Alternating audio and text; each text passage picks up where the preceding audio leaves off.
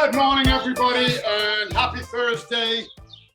I hope everybody's having a day. Sun is out. It's great. It's hectic here, as you can imagine. Spring in a garden center is hectic. Early spring, forget about it. It's nuts. How many things are going on? We have to work with people and encourage that, get your veggies, get your herbs, get your flowers, but you can't plant them yet. And there's so many things happening, and you know what? I couldn't be happier. What I really want to point out today, though, is anybody who's followed us along knows that my art and my writing is not outstanding, but I think I finally found my medium. Yeah, drywall chalkboard and kids Crayola street chalk. Back to basics. Exactly. Apparently, I peaked at this level when I was a kid and never got past it, but I'm okay with that. I've learned my level. So yesterday we discussed annuals in small spaces. And where you could grow them. You didn't need all of this room, the versatility, clustering pots together using height, using more than your two-dimensional field of view like a garden or a flower bed. And what I wanted to touch on today as well was veggies. I know for a fact, both anecdotally and just looking at what we sell and what moves and what we do here, that a lot of people love their veggies. People want to grow their own food. Maybe it was this pandemic. Maybe it's a generational thing. I don't know. I'm all for it. I grow everything. Grow trees for aesthetics, grow trees for fruit, grow flowers for aesthetic, grow herbs for fruit, whatever you want to do. Grow a house plant just because it makes you smile. I'm all about getting your hands dirty and enjoying things. We have probably way too many house plants, and I started propagating I think 12 more, including a cutoff from an end of a parsnip, an avocado seed, and some succulents. Don't need them, just curious to see if I can do it and what will happen, and to play around with it. So I always want to encourage that, and with that, I want to encourage and inspire people to try small space gardening, and especially the veggies and the herbs, because it's not insurmountable. It's very, very doable. Coming from England, we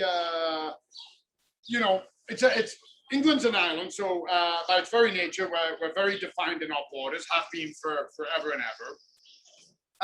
There's an awful lot of people who live in England, and we don't have. When we came to Canada and saw the size of the properties and the houses and whatnot, we were blown away. We were like, "Oh my gosh, this is massive!" But it's normal for here. But in England, for generations, people have learned and adapted to growing and making things work without having large yards, with only having balconies and patios and small gardens. And I've always been inspired by that, and I've always been driven. And one thing I even like on big gardens is when people separate them and make them into smaller plots and kind of do little features with them. And to that end, if ever you guys are looking for more inspiration than these videos can bring and everything else, we do carry books. I made a point of getting some books and bringing books in. I'm old school. I like having something in my hand. Yeah, you can Google it. Yeah, you can talk to people, and that's all great. But nothing beats a book.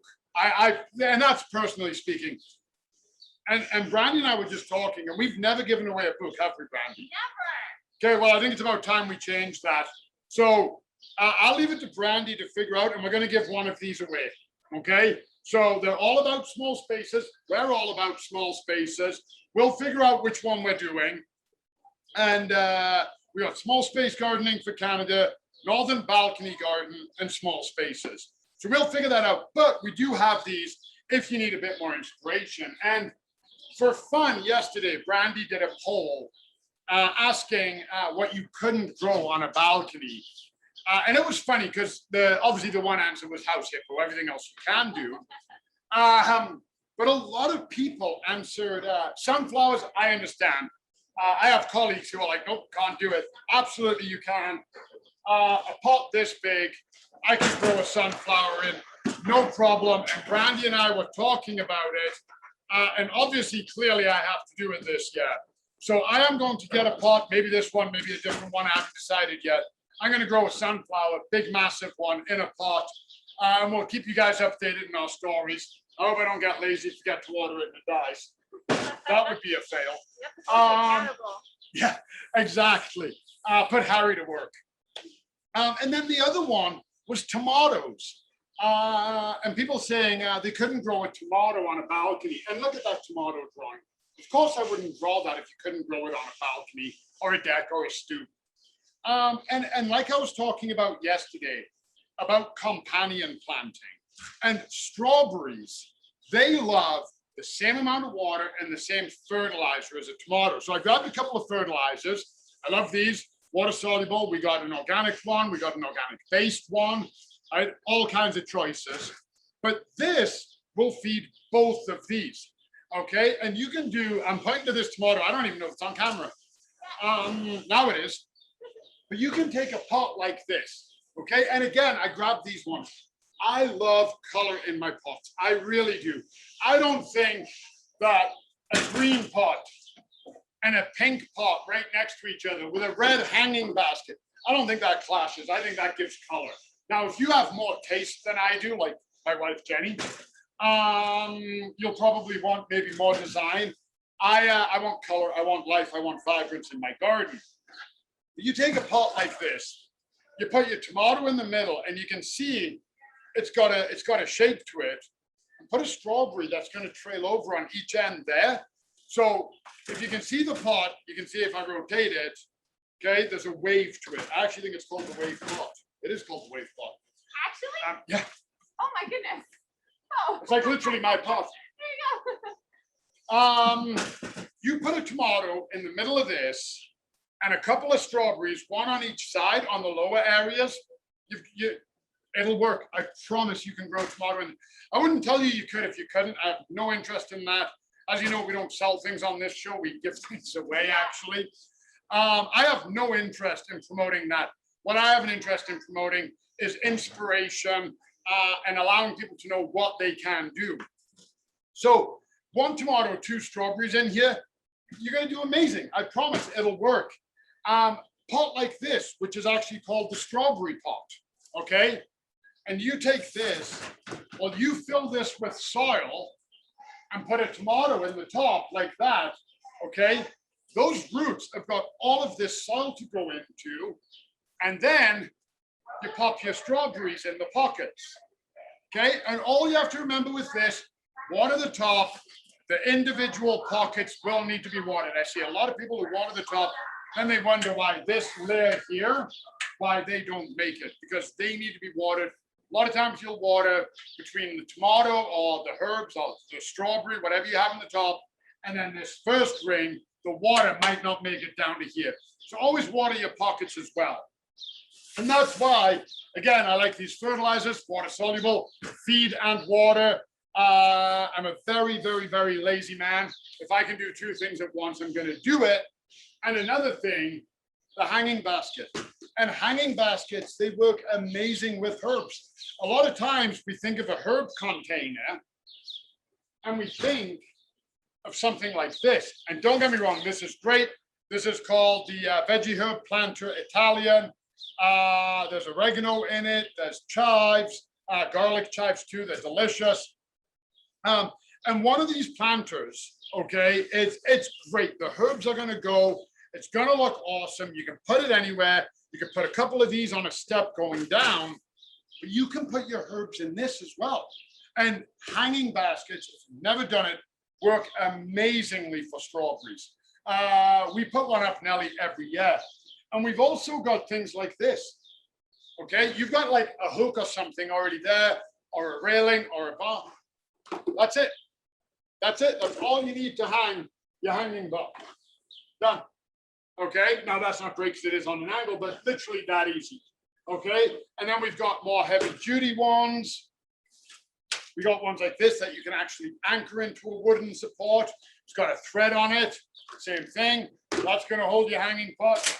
We've even got fancy twisty ones. So we've got all kinds of things that are going to make it easy. And the point is that you are not limited as much as a lot of people think by the space. Of course you're limited. But, you know, the funny thing is, the flip side is, the grass is always greener, right? To use a gardening analogy. And I get people all the time who talk to me and they've got a huge property and they just don't know what to do with it. They don't know how to fill it up. They don't know how to make it look full. And they feel overwhelmed by so much. Then you go to the other side and it's people with a small space who go, no, you can't do anything in a small space. I don't have enough. Oh, I don't get enough light. You don't get enough light. Try growing kale and spinach. A lot of the herbs, mint. If a plant, very, very, very broad rule of thumb here, if a plant doesn't put out a fruit or a production, tomato, strawberry, cucumber, it can normally tolerate shade. So if the vegetable is the leaf, like this, okay, that can take more shade. If it puts out a fruit, it needs more sun. Simply, as we know, photosynthesis, light is energy, is food, and it needs that to produce. So that's it in a nutshell. Boy, these sessions go flying by. I can't believe it. Like, I'm looking at my watch, and I know I got to wrap it up. Tomorrow, Hawaiian Shirt Friday. Exactly, yay. Can't wait to see you guys rock your Hawaiian shirts. Brandy and I've already done my part. I've just given something away. Brandy will figure out how we're going to get this to you because Brandy is awesome as always.